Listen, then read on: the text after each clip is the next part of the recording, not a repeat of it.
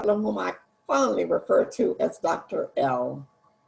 This afternoon, I would like to briefly give you some information about our National Council of Negro Women.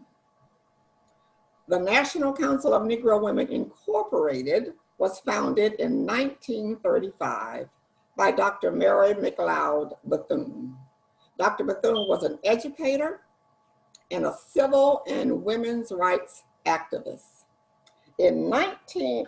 She founded the Bethune-Cookman School for Negro Girls in 1904 in Daytona Beach, Florida.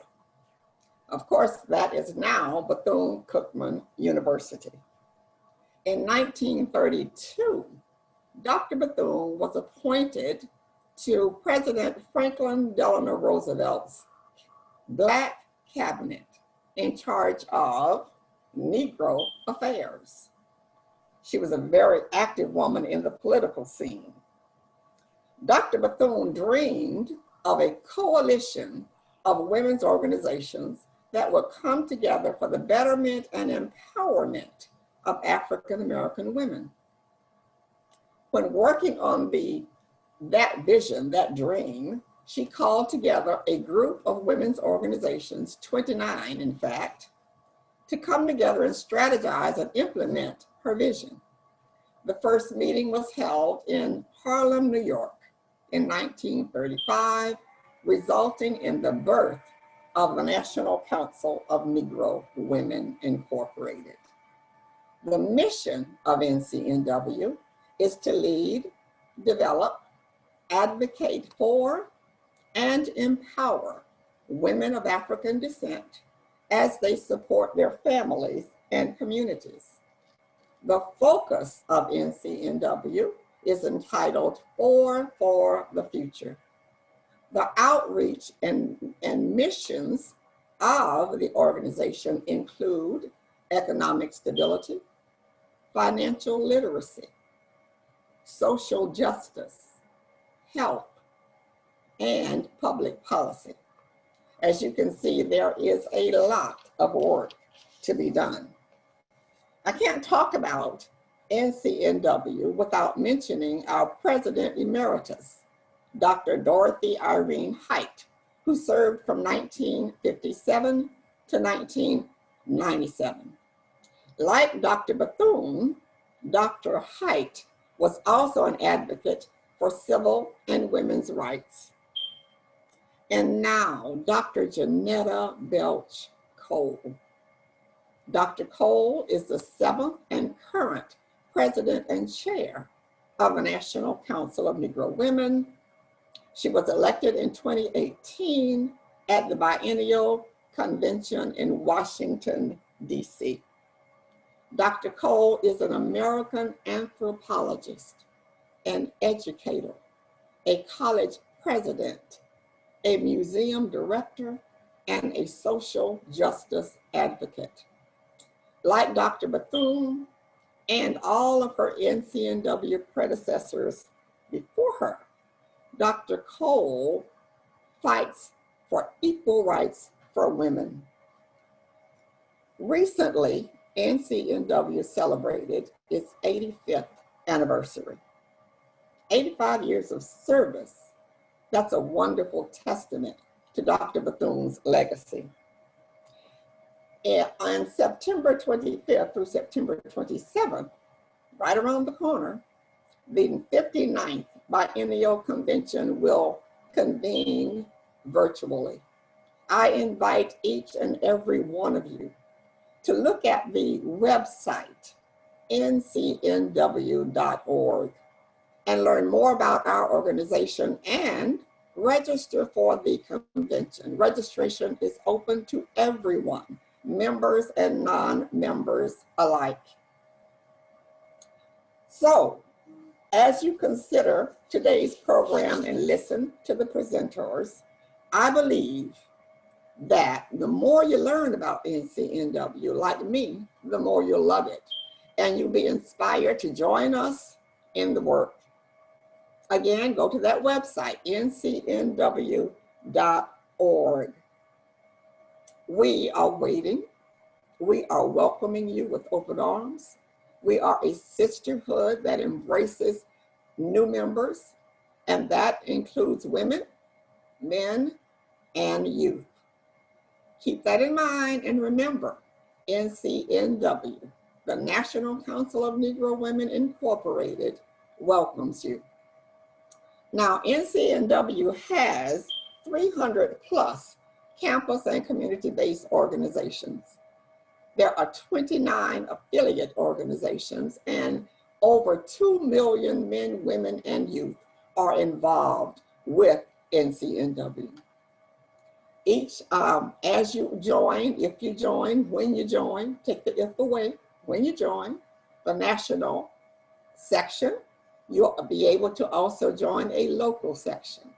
And our second vice president, Mrs. Ethel Robinson, will tell you more about the process of joining locally. Thank you for listening. Good morning, and thank you, President Bruce. I am Ethel Robinson, the present-elect president of the St. Petersburg Metropolitan Section of the National Council of Negro Women, and I am so proud and so excited to be able to say that. We welcome all of you. We welcome you to become a member if you're not a member, because we stand on the shoulder of great women, and it would mean so much to have you become a part of our organization. Now, to become a member, it's not hard at all. All you need to do, as President Bruce has given you the national website, is to go to ncnw.org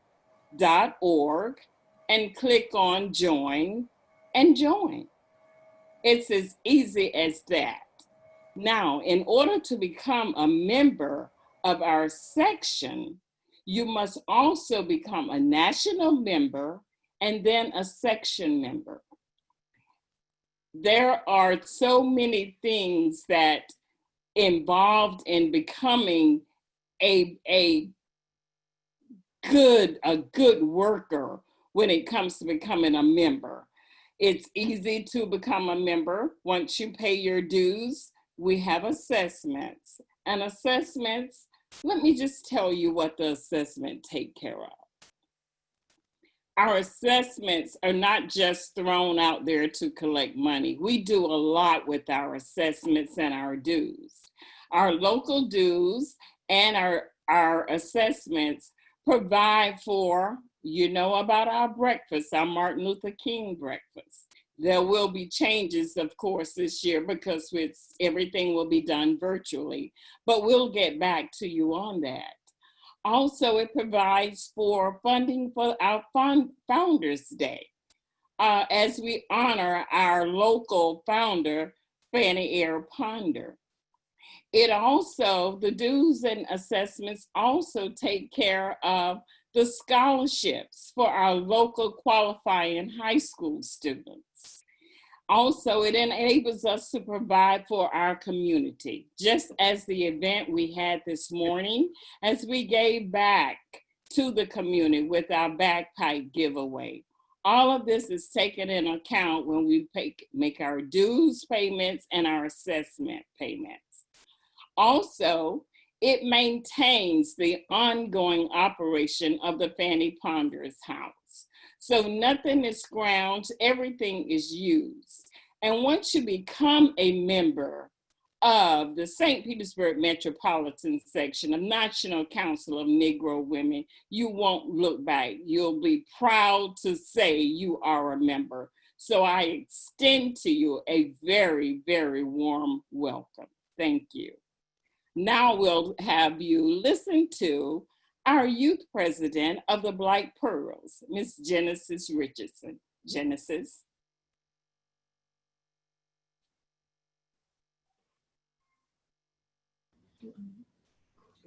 All right, so good afternoon, everyone. I'm Genesis, president of the Black Pearls, and I'll just be speaking a little bit about who and what the Black Pearls are.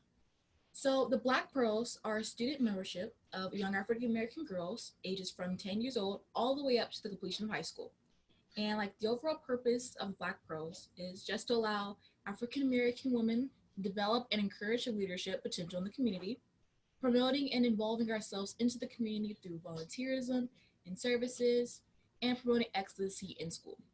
Through Black Pearls, young African American girls are able to grow through an environment of sisterhood, through educational, cultural, and civic experiences.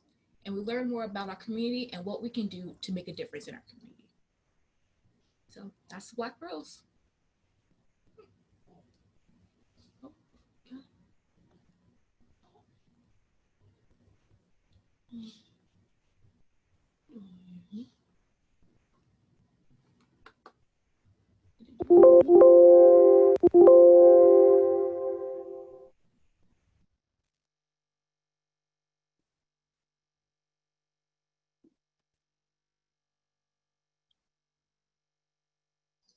Now we start our conversation on where do we go from here.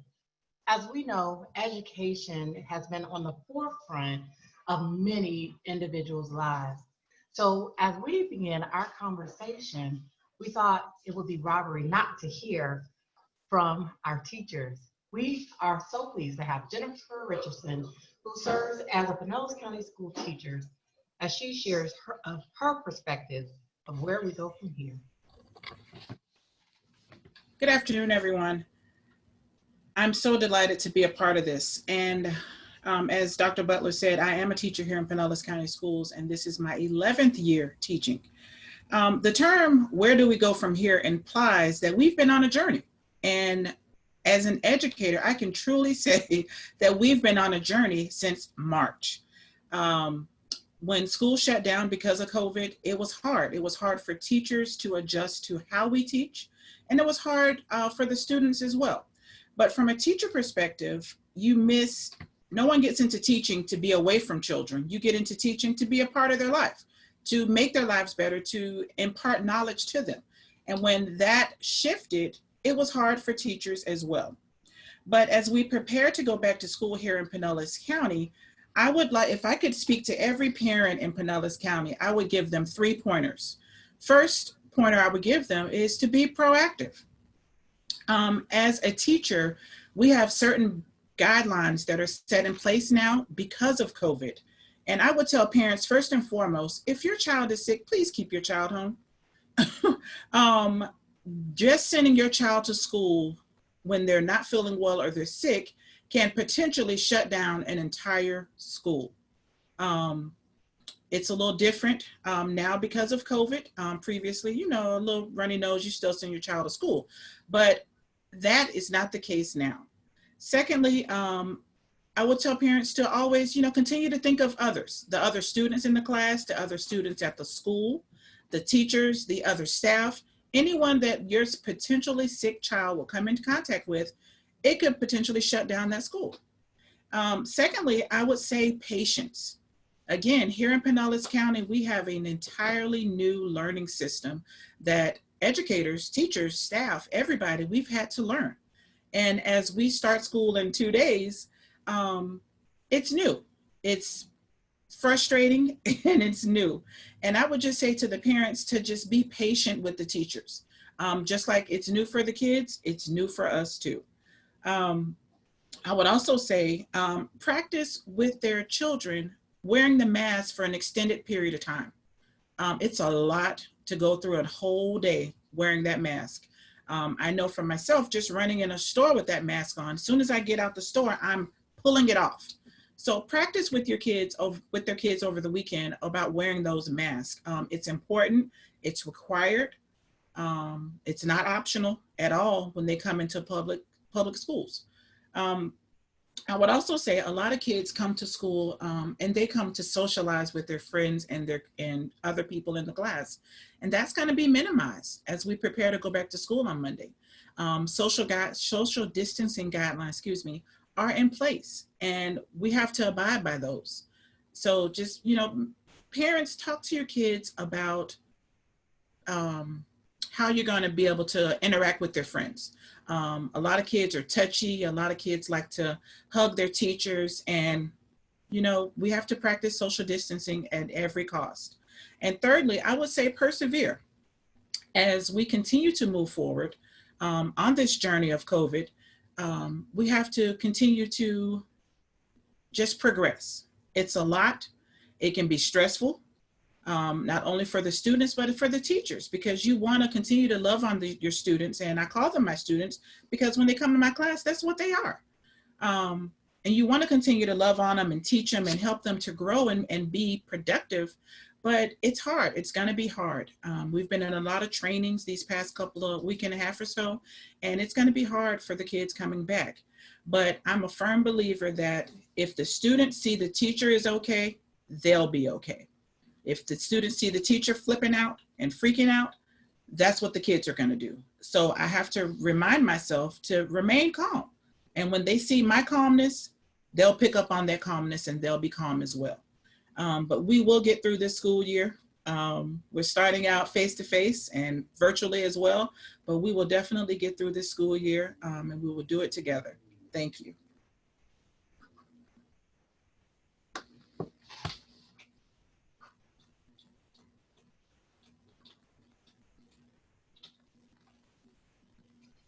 And now, as we think about the teacher's perspective, it's also important to also hear from our students.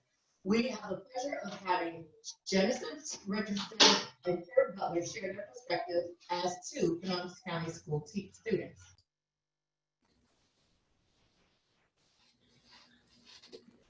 All right. So, how has COVID-19 affected students? COVID-19 has made a big impact on students these last few months, excuse me. Due to quarantine, students were forced to adapt to a new environment and a new way of learning that was not very familiar to a lot of us. Adjusting to online learning was a big adjustment for me, as I'm used to in-person learning and in-person support from my teachers, friends, and peers. However, that was taken away from me abruptly. That sense of security and stability I had while attending school suddenly had vanished, which created a lot of anxiety and fear for what's to come. Seeing my friends, talking to teachers, and sitting next to classmates are now luxuries to me, which hopefully I can do again. Students are accustomed to a certain routine of schooling and learning system since we're adolescents, and having to learn another way so suddenly has been mentally and emotionally challenging for not only me, but for most students as well. Mentally, it was a challenge to even find the motivation to get up and do the work. The only thing I wanted to do was to sleep and watch Netflix. And having to focus on schoolwork while worrying about a pandemic, nonetheless a global crisis, didn't seem important to me, as there were bigger things to focus on. With the constant worries of, are we ever going to go back to school? Is schoolwork even that important right now? What's going to happen in the future? Worrying about having to deal with an influx of uncertainties and concerns added on to the stress and anxiety I was already facing. Not knowing what to do but to isolate yourself from everybody would drive anyone crazy. But as COVID kept spreading and keep hitting you, you do feel helpless and alone, knowing you can't do anything, can't see your friends, can't see your teachers. You just have to stay home and keep busy and pray it gets better soon. But as much as I used to say I hate school, I really miss it and seeing my friends and overall socializing with someone that, and I took that for granted. But as let Kira just speak a little bit more about how socializing has affected us.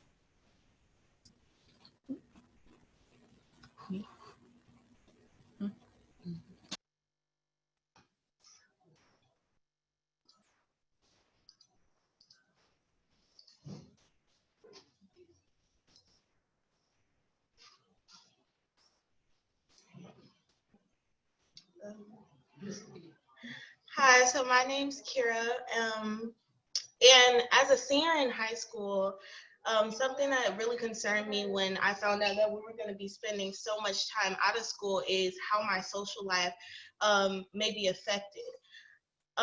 During high school is one of the years or the time that we make the strongest bonds or some of the biggest connection in our lives. And I know that a lot of that time is spent in school, and while we're able to get an education and share classes together and eat lunch together, those are some of the important times that we have socially. And so getting that taken away from us, or me specifically, was very hard to manage with. And personally, I feel as though every student in school has struggled with that individually. Some major things that people have done to try and accompany that would be to to get out more when we can. So a lot of people have joined small groups of people who are wearing masks and, you know, visiting their friends in small groups so that we're staying safe, but we also are attending to our social needs, because just as education is important, our social lives are just as important so that we can control and form those bonds with people. Thank you so much. Now, a parent's perspective, as we consider what it means to navigate COVID-19. So pleased to have our past president, Angela Raton, will share from her perspective. Good morning. If you will indulge me for a moment while I try to share my screen. Hopefully you all can see that. Sorry. Alrighty. So I'd like to talk about some of the decisions that parents had to make to ensure that they were able to send their students safely back to college. So what I want to do first is to provide you with some suggestions on ways to help your student to make the most of their fall semester, and to answer some of your most pressing questions about in-person learning on campus, and to share the CDC's decision-making tool for parents when they're deciding how to go back to school. So first, college during a pandemic. Some of the things that you need to concern yourself with are first and foremost safety. You should know what your college or university is doing to ensure the health and safety of their students. Are they requiring masks?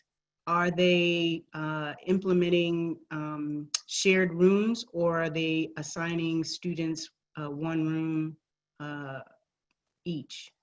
And to look at some of the protocols that they're putting in place to ensure that they're not spreading or increasing the potential to spread the coronavirus disease. You also want to take a look at the town, the county, the state where your student will be attending college. It's important to know, have there been outbreaks? Are their numbers going down or are they increasing? And you'll want to look at what that county, that jurisdiction is doing to contain the virus and to minimize its impact and spread. Some of the other options, some of the other things that you need to look at are there other options to even attending school? Is this a good opportunity to take a gap year and to indulge in something else? Certainly travel is not necessarily an option, but are there other opportunities that students can take advantage of if distance learning is not, if they're not suitable for distance learning, or if going back to college in person is too much of a concern for you? A gap year may be a good option to consider.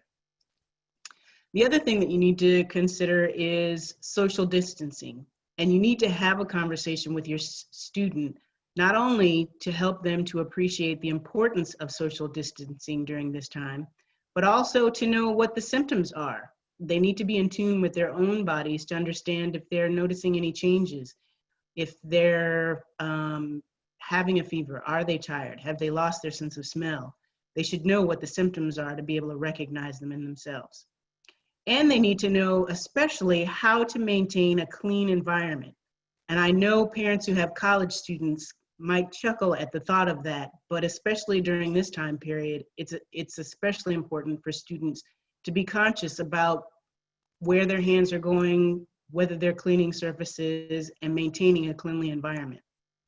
And as well, how to protect themselves and others from the spread of COVID-19, namely being certain that they're wearing their masks in all places that they're required and that they're wearing them properly. And then you also need to learn how to expect the unexpected. Many parents have already sent their students off to school, and we're hearing in the news that there are outbreaks after students return to school. And that's another conversation that you need to have with your students, because many of these outbreaks are coming because students are doing what college students do. They're socializing. They're attending parties on or off campus, and they're taking advantage of the fact that they're back at school and they're excited to see their friends. And then, so you need to have a discussion with them to ensure that they take this seriously and that they have the supplies that they may need should there be a lockdown, if you will, on their campus and they are quarantined or asked to isolate in their rooms. And if the worst should happen and the school has to close because of an outbreak, what are your plans? Is the student local, so it's not an issue bringing them home? Or will they have to fly home? Will they have to travel long distance? So you need to have alternative plans in place so that you can ensure that your student is prepared for the unexpected. The next slide, we're on the slide now for, well, we were on the slide, what you need to know. And if we can go to the one after that.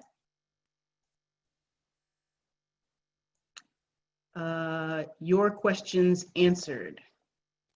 So I did some research on some of the questions that I myself have asked, and the most common questions that parents who are getting ready to send their students back to college ask, and some responses as well. So one of the questions is, what should we be watching for? Well, you need to make sure that the response plans of your student's school that you're comfortable with those. You need to ensure that if the school is requiring masks, but the town in which your student is living hasn't mandated that, you want to talk with your student about staying on campus as best as possible. And then it's even a good option. Many colleges require that students either have a test, a COVID-19 test before they arrive, or upon arrival, they will be tested. And it's not a bad idea if you can get a test before you head off to college to do that, because you really don't want to arrive at school, start unpacking your things, and then get the test and find out that you've contracted COVID-19. Another popular question is move-in day. Is it a risk? Well, the honest answer is yes. And if you are part of the at-risk population, and although moving in is an important part of the process of sending your student to college, if you have concerns about your own safety in accompanying your child to college, then perhaps it's something that you need to defer. If it would require that you travel on an airplane to be able to do so, it's a consideration to pass on that opportunity, as challenging as that would be. Many parents are asking, is the testing effective? Well, it depends on what your school and its locality are doing.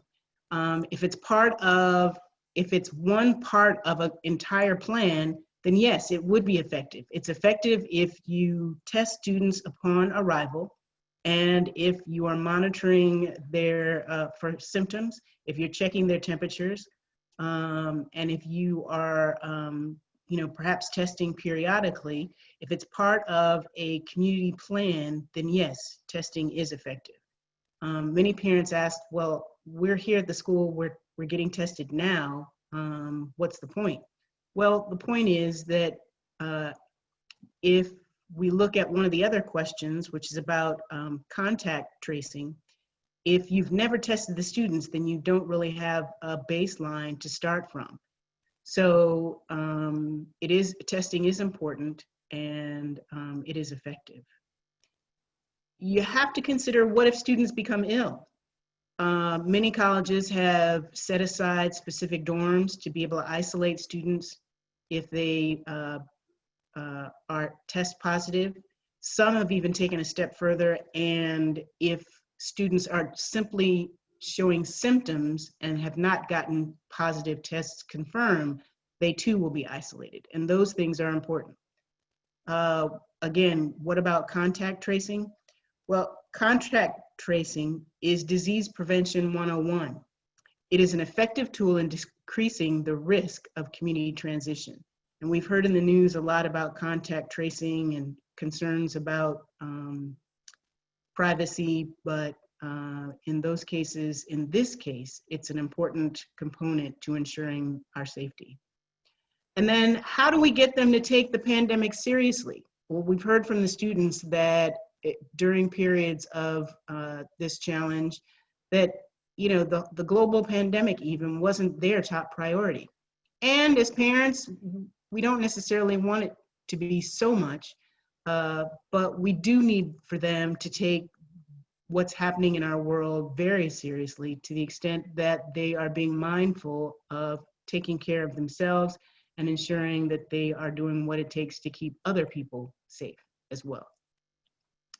If we go to the next slide, the CDC, the Centers for Disease Control, has on their website a decision-making tool that parents can use, and it's a series of several questions, so it would have been too long for us to go through them together.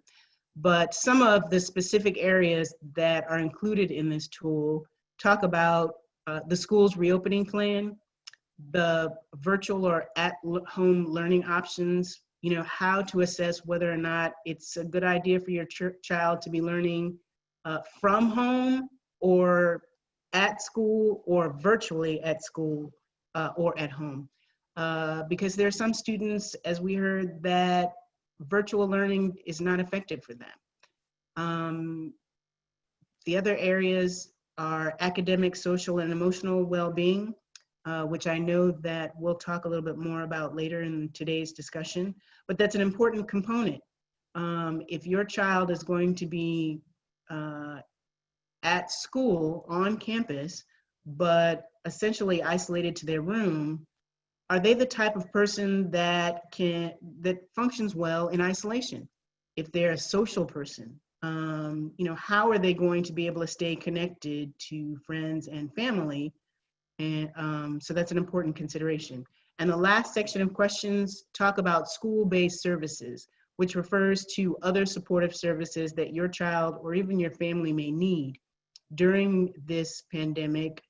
Is the campus doing a good job to make those services available remotely? And are they doing a good job at it? So I would refer you to their website to go through that tool in order to see. Many parents have already dispatched their children to school, but it's still an important tool because even while they're away from you, they're still a priority, and it may help to lessen some of your concerns. Thank you so much. As we think about all of the tools and all of the things that we want to consider as parents, as teachers, as students, considering education and what are some of our next right steps. So thank you so much. We now will not only attend to our education, but what does it look like to attend to caregivers? I know for me, I am a caregiver of children as well as a senior who has Alzheimer's, and it takes so much, and there are many steps to take care of myself as well as take care of her. So our president-elect, Ethel Peoples Robinson, will share where do we go from here, especially as we're supporting caregivers from afar. I found myself in such a predicament that my mother contacted COVID-19 and I was not there. However, she was in the hands of my sister and brother-in-law, but that was my mother too. And I wanted to be able to contribute something to her care, but I was hundreds of miles away and in quarantine myself. So the first thing I thought about was I had to keep in constant contact with my mother. And because she isn't tech savvy, I had to depend on others to find a way that we spoke often. And thank God for FaceTime. That brought the sunshine to her face, to her life. just to be able to see me when she was sick and I couldn't get to her. One of the things I found that you have to do when you have an elderly parent, if you can, explain to them the importance of quarantining, because all of this is brand new to them and they don't understand why they have to be away from their church, away from their pastors, away from their friends. They just don't understand. So you have to be patient and take the time and explain to them what is happening and how it can affect them and those around them. Try to make them as comfortable as possible. Try to keep things that they're used to in their sight, in their areas where they will be quarantined, because it's really hard to be quarantined on the inside of a house and you're living with others. You may not think about it, but for an elderly person, that can cause depression also. Try to help them keep a positive attitude. I talk to my mother all the time. I called, I tried to laugh, I tried to keep a joke going just so that she can feel a part, that she's not being ostracized from the world. And then most importantly is to question them on if they have a special want or a special need that they're not receiving, because sometimes they will shut down, and shutting down is not good, it's not safe. I try to, because I'm so far away, I try to just ask her every day, Mother, is there something that you need? I know my sister and brother-in-law were supplying it, but I didn't want her to feel as though she was a burden. And lastly, keep them connected with the outside, especially when they're elderly. They are not used to being away from their church, away from the few friends that they have. So think about it and try to keep in contact. That's the most important thing. And just stand in contact and let them know that you do love them. And then pretty soon, all of this will be over and we'll all be back together again. Thank you so much.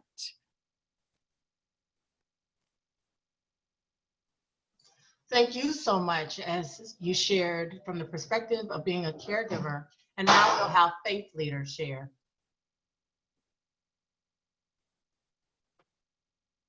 Good afternoon. I'm glad to be able to share with NCNW.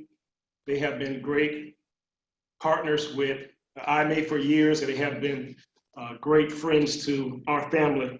I wanted to lift up a few thoughts on where we go from here, dealing with the crisis, the many crises that we have in our country, but in particular COVID-19, and how we respond. One of the first things I wanted to mention is that it is necessary that we be a better church.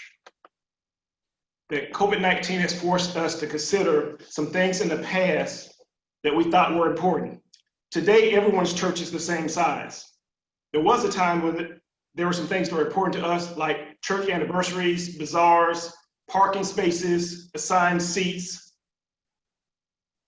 Now, we have a crisis on our hand that forces us to be the church, but also a better church. There was a time where there's some places in church you couldn't go, there's some stuff you couldn't touch, and those traditions from the past seem so unimportant now in light of our responsibility and need to be a better church. What do I mean by being a better church? It's time for us to show and do and be the church that we say that we are. In the early church, the believers went from house to house, breaking bread, sharing meals, singing songs, reading sacred texts. That's what we need to do. Some of our families are surprised because we haven't opened a Bible in our home for years. But this is an opportunity for us to lead prayer in our home, to open up our Bibles and to sing songs and to be the church that we say we are.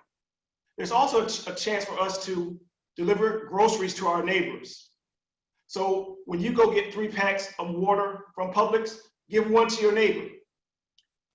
It's time for us to text and to call, to give away masks, to donate. There's so many things that we can do now during this pandemic that is what the church should have been doing in the first place. The churches now have been forced to do some things that the millennials have been telling us to do. They've been telling us that we need to have social pages on our websites, if we even have a website. So now we're being forced to upgrade our technology, upgrade our website, and upgrade our social media. That's the easy way for us to communicate now, through constant contact, through social media, through Twitter, through text. We also need to, in our churches, many of us, we need to build a database. We need to know who our members are, what their address is, their cell phone number, their email, their birthday, their anniversary, to be in communication with them, not only during the COVID-19, but during a hurricane or another emergency. COVID-19, this pandemic has forced us to be a better church. It's time for us to upgrade and to make repairs in some areas that we have overlooked in the past. And there's some foolishness in the past that we celebrated that is not important right now. Choir number 2 anniversary is not important right now.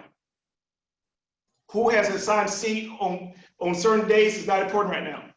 So that's the first thing I want to lift up, that we have to be a better church. We have to be who we say we're going to be. The other thing we have to do is we have to be looking for the light.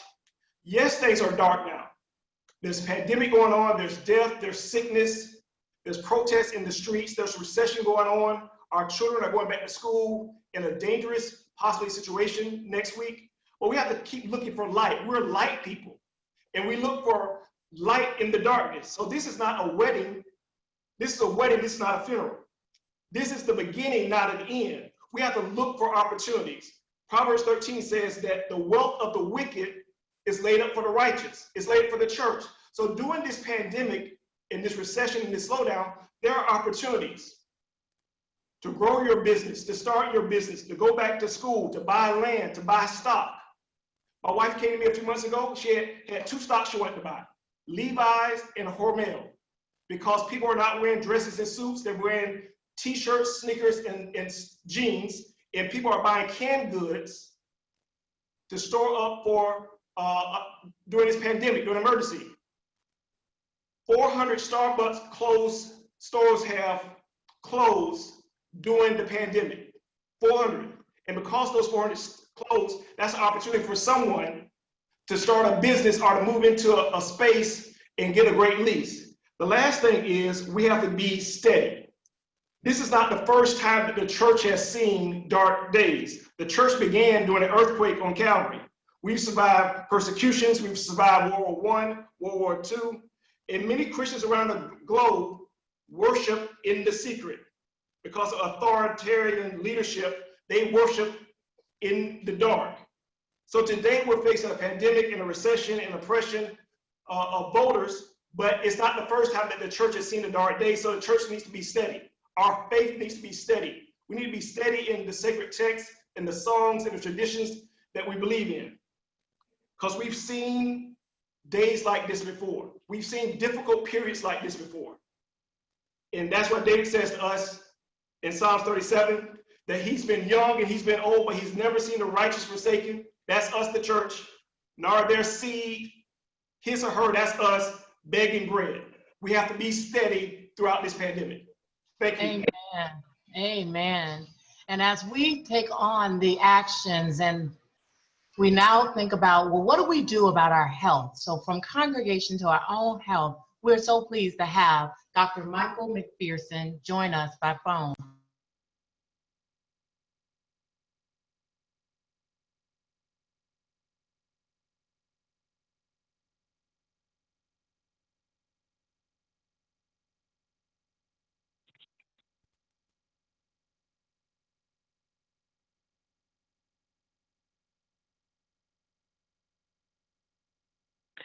Good afternoon. Can you hear me okay? Yes, we hear I'm you. assuming you Thank can. Okay, perfect.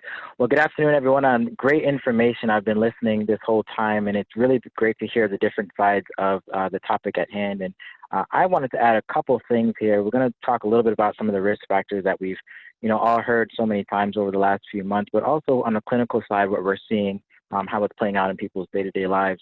The two biggest things that I think that I wanted to touch on very quickly is that there's the virus itself, and that's how it's affecting people in their health and their physical health. But the stress of the virus itself is almost just as traumatizing and devastating. So on the slide, I hope it's being shared. I know we're going to talk about some of the risk factors that you've heard about a ton of times. So obviously, being older in age or having any pre-existing conditions such as the lung diseases or cardiovascular disease, that's going to put you at a higher risk of having severe symptoms from the COVID-19.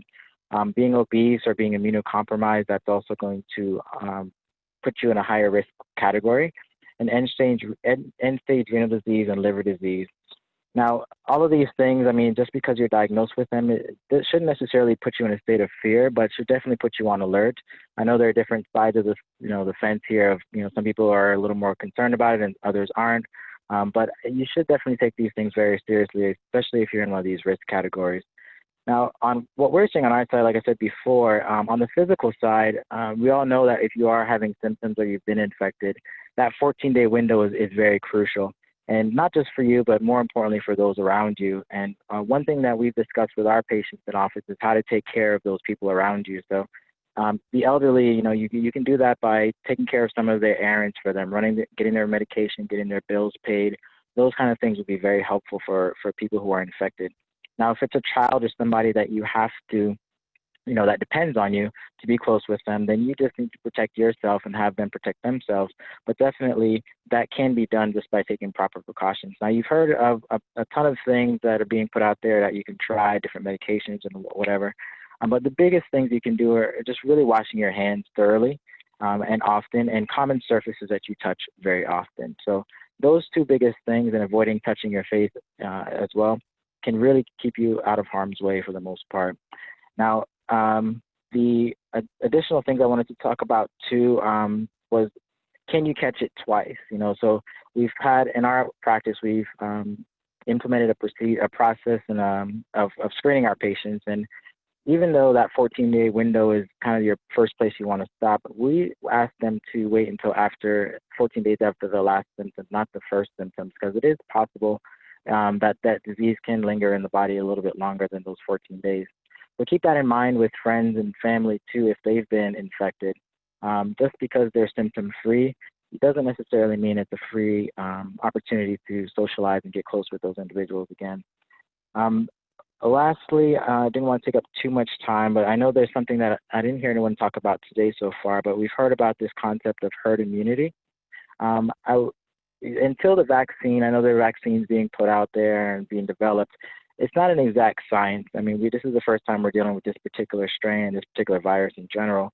And I wouldn't let that be a green light to necessarily go out there and socialize in close quarters. Now, this concept of herd immunity, is just to be clear, I've heard a bunch of different things. And because our patients have asked us about it, I just wanted to also bring it up. And it's basically the concept is, as the virus, different from other pathogens, needs a host.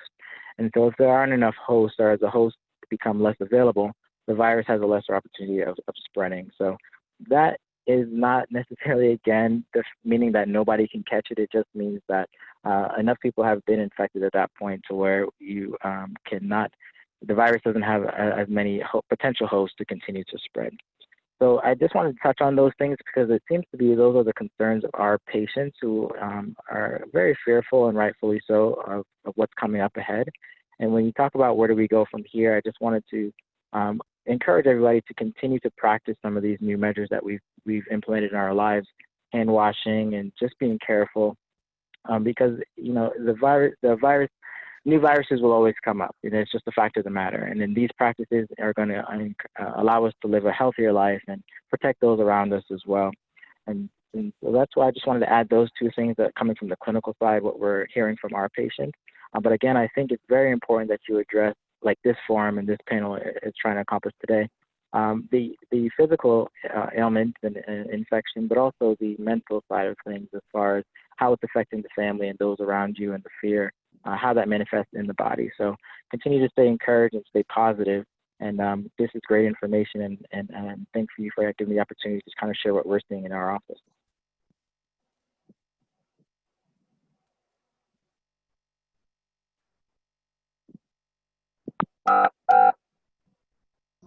Thank you so much, Dr. McPherson. And now we will hear from Tanya Cameron.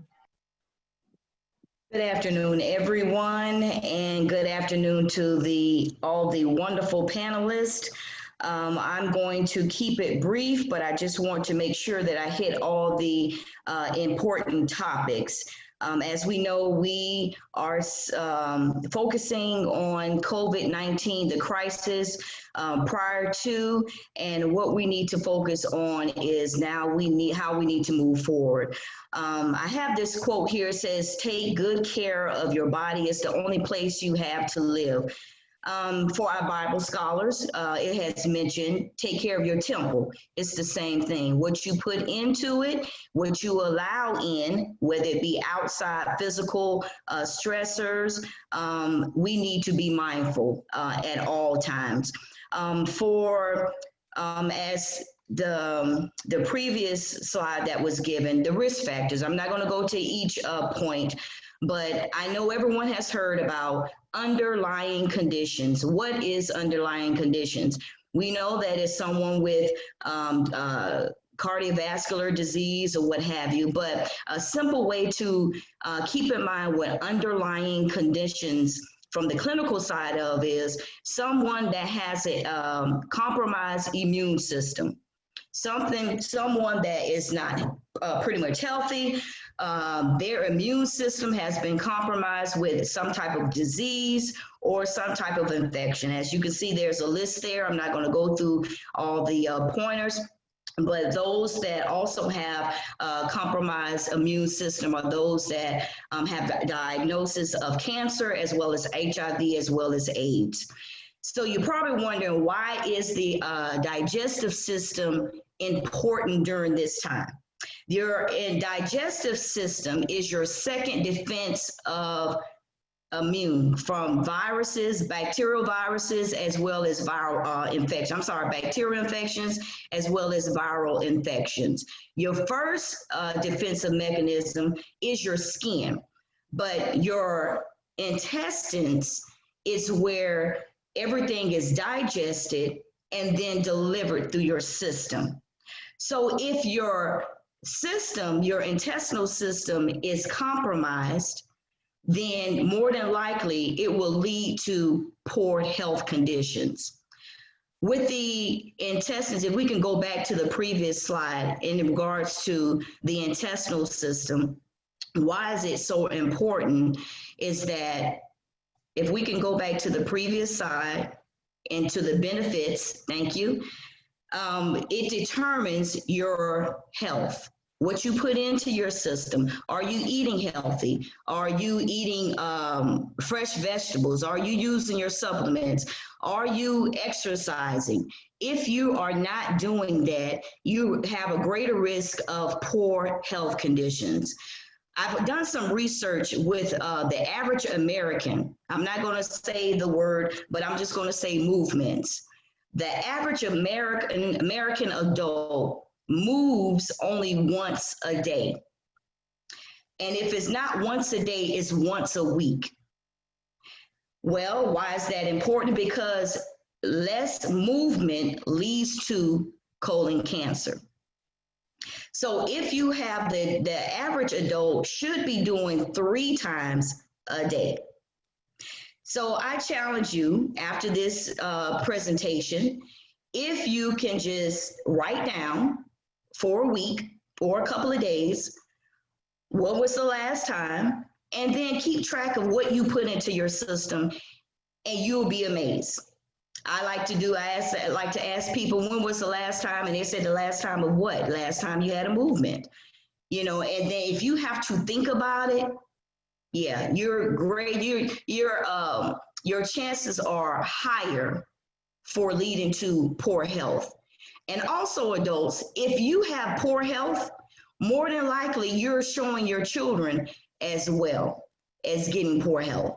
Now, with that being said, how can we make sure that I have good gut health? That's what I like to say, good gut health.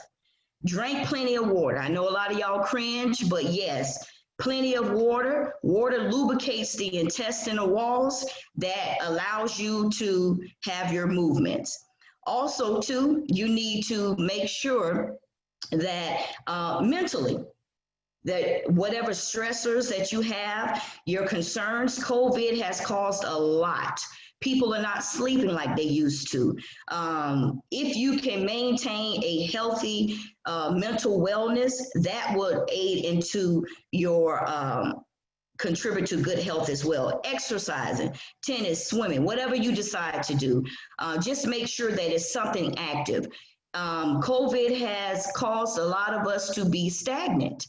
And it's easy because we're home. You know, why not get out? You can still get out, you can still walk. You put on a mask, use the necessary precautions. If you don't take care of yourself, how would you therefore take care of someone else? Increase your fiber intake. I mentioned that earlier, fresh fruits and vegetables. If you do all these things and you're exercising, your body itself will continue to keep you on a regular regimen. If you're having difficulty with that regular regimen and movement, I suggest colonic therapy.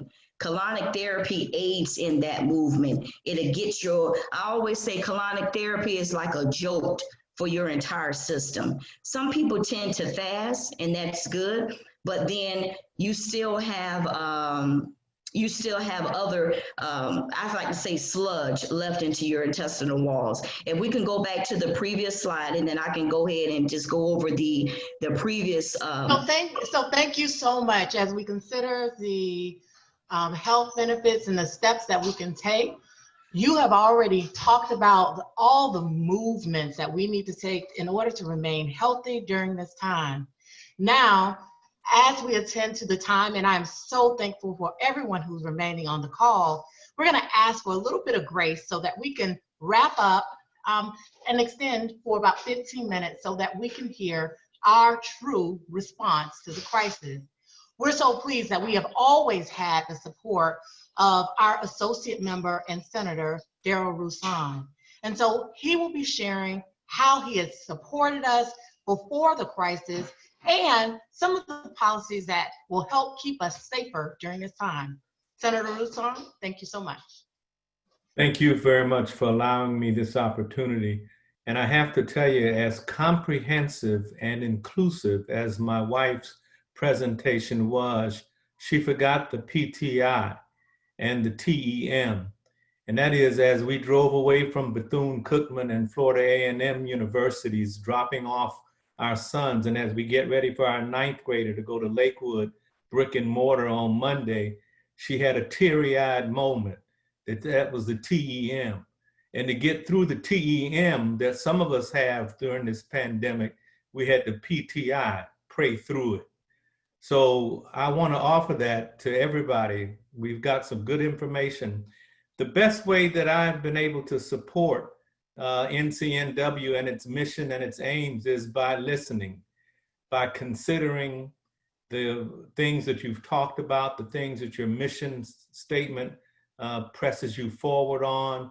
And then as a government official, an elected official, taking action through policies, which is what I'm doing right this moment. Action through filing bills, researching legislation, whether it's criminal justice reform or women's issues, or particularly minority women issues, such as wage disparities, the glass ceilings being broken, healthcare, access and treatment. And one thing that I did on Thursday to support some of what all of you previous to me have talked about, and that is this virus has exposed disparities. It has exposed disparities. It has exposed the need for good mental health as well as good physical health.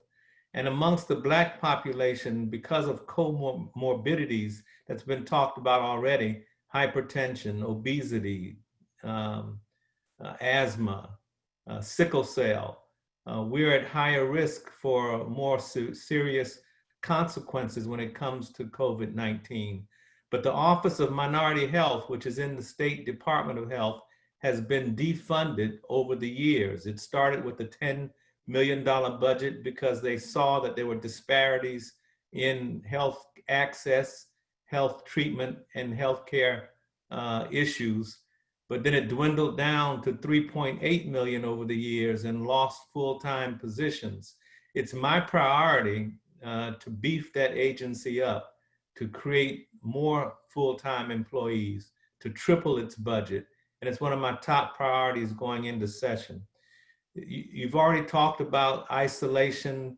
The pandemic is a traumatic experience for many people, experiencing loss issues, grief issues, loss of job, loss of loved ones, loss of opportunities to live a normal, what we called a normal life.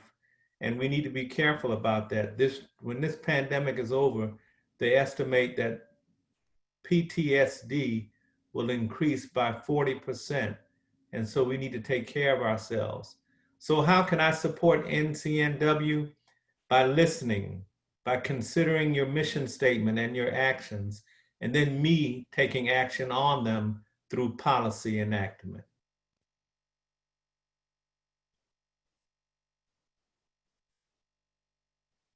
Thank you so much for your active engagement and continued support of NCNW.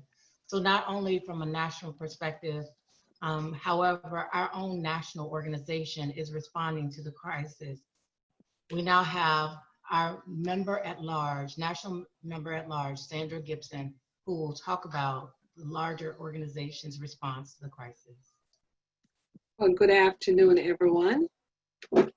I want to bring you, first of all, greetings from the National Executive Committee and our chair and president, Janetta B. Cole. I'm honored to be a part of this event. I sat here and it's so interesting. I think every panelist that was here today, I learned something from you. And for that, I say thank you. Thank you for all attending, take the time out to come today and to just leave your busy schedule and just tune in the ear to learn something new. Also want to thank my president, St. Petersburg Metropolitan, Thelma Bruce, hats off to you. Dr. Butler, outstanding job. I am here in St. Petersburg. This morning I had an opportunity to go down to Clearwater by the bay, and it was so refreshing, you know, just to get away. I know you have all this body of water around you, get in the water and just refresh my soul. So it's a blessing being here in Clearwater, St. Petersburg area. The response to crisis. Our national headquarters, the first thing we did, we had a call to action where we had a weekly prayer, nurturing the spirit. And that was from April the 3rd through May the 15th. And that was led by our very own chaplain, Dr. Barbara Williams Skinner. Praying for those who have suffered from the COVID-19 and their families. The second thing, what we did, we called all sections to halt all their events. All events were suspended, including our national convention, as you know. But we are going to be having a virtual convention on September the 24th through the 27th. So we're really looking forward to that. The next thing that national data had in place, NCNW have created a COVID-19 relief fund to help some of our NCNW members who are suffering from the consequences of this pandemic. This fund is used to assist two categories of recipients: younger women who are without income and seasoned seniors who need support with activities of daily life. You can help by donating to this fund by going on our national website to the COVID Relief Fund. And your way of payment, you can do PayPal or you can do credit card. And guess what? It is a tax write-off. So right now, what I'm going to talk about, and this personally hit me home, is me being from Jamaica. For me being a Jamaican, all my summer plans was canceled. I came back from Jamaica on February the 3rd after I launched the Kingston, Jamaica NCNW section. Came back with plans to go back to the summer to move on and do some membership drives and to recruit members. However, those plans were halted. Jamaicans in the diaspora went virtual to connect with their families and friends during this pandemic.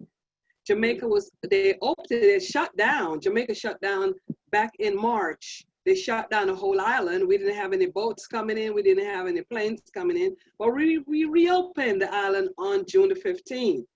But they encourage us, if it's not essential, please do not travel. Upon arriving in Jamaica, before you get there, you have to do a COVID test. And when you get to Jamaica, you will be tested twice before you leave the airport, and then be in quarantine in your hotel room for 14 days. So what that means, we had to stay home because 14 days is many of us vacation time. The statistics of Jamaica today is so far we have 1,346 cases and 16 deaths. So as you see, as we move forward with this pandemic, everyone is working together. And I thank the sister who present also about the health, because that's a crisis right now. As a national headquarters, we're gonna start focusing more webinars on health, because the health crisis is very important during this time of pandemic, to make sure, as she said, drinking our water, eating our vegetables, and paying attention to our health. And also, please reach out to a therapist. They have telemedicines right now, and that's a great thing. You can get telemedicine. You can do a virtual, like what we're doing, and talk with your counselor if you become depressed or you're emotionally broken down by this pandemic. I want to wish everyone a safe school year, to the ones who are going back to school. And as we get ready to begin and in a new norm, as sections opening back up in September, I want to wish everyone all the very best. And before I go, I want to thank President Bruce again and the newly elected president, Ethel Peoples, wishing you and your executive board and all the members of our section, the St. Petersburg section, a wonderful 20 to 21 year. Thank you. God bless. Thank you so much. And we'll have our final comments as well as the call to action from our very own President Bruce.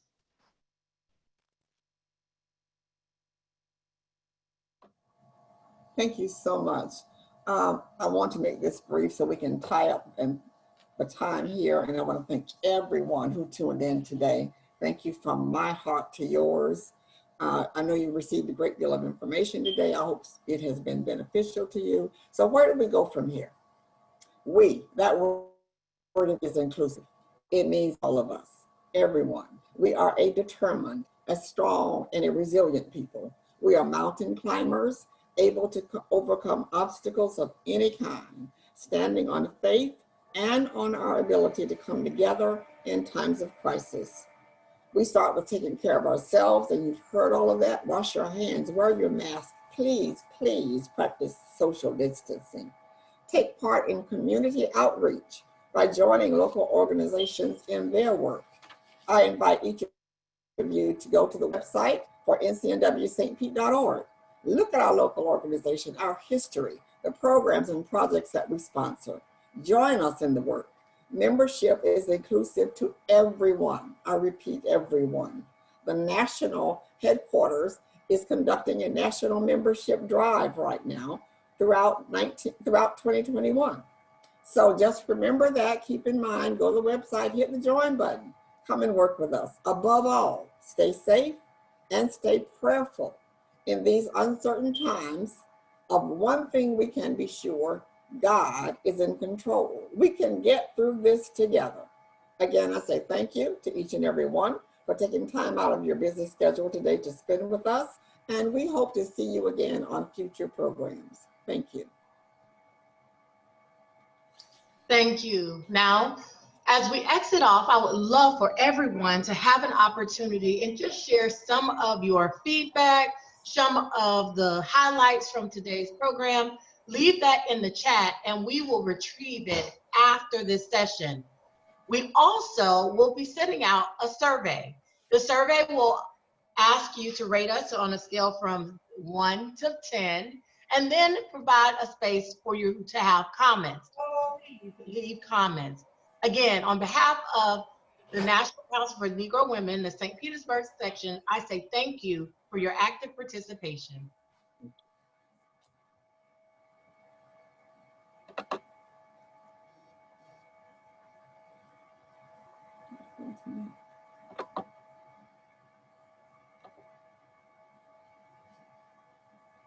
Have a wonderful evening. I didn't say that. So have a wonderful Saturday.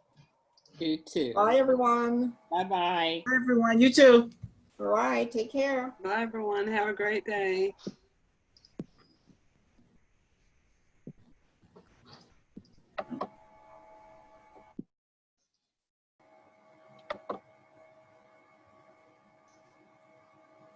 Where am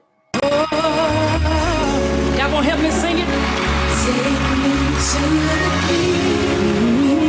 I don't have much to bring. My heart is torn in pieces. Oh, my mind is my offering. Thank you, Jesus. Thank you, Lord. Take me to the king. Truth is, I'm tired. Options are few. I'm trying to pray, but where are you? I'm on church style, hurt and abused. I can't fake what's left to do. Truth is, I'm weak, no strength to fight.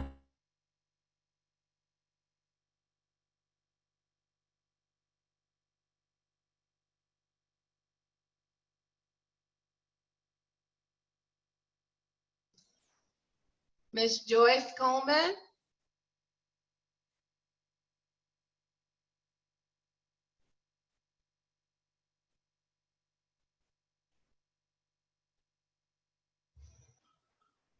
Hello.